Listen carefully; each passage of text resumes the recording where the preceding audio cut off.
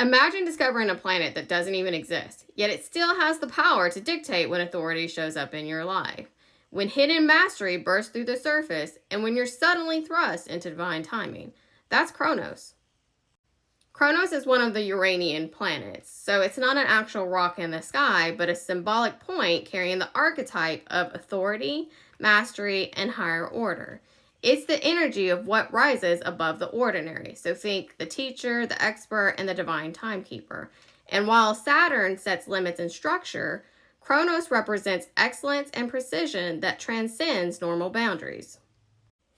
And this is what Kronos looks like in your chart.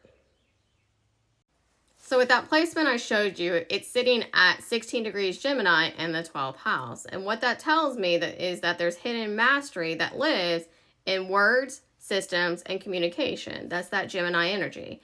But it's not in a loud or obvious way. And it also works through the unconscious, through intuition, and through ancestral memory, right? That's that 12th house energy. And I'm connected to almost like an invisible council of wisdom. And my authority may surface in moments of quiet recognition rather than public applause.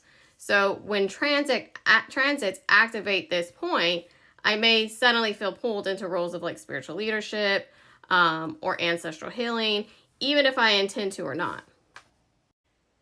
So Kronos is activated when it's touched by transits, progressions, midpoints, things like that. And it has to be within like a 1.5 degree orb to be activated.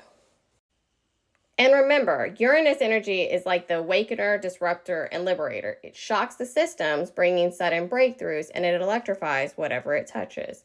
So with this transit, a few things that can happen is it can awaken hidden mastery. There can also be sudden authority shifts, and there can be liberation from old authority patterns, and even spiritual breakthroughs because of where it's sitting.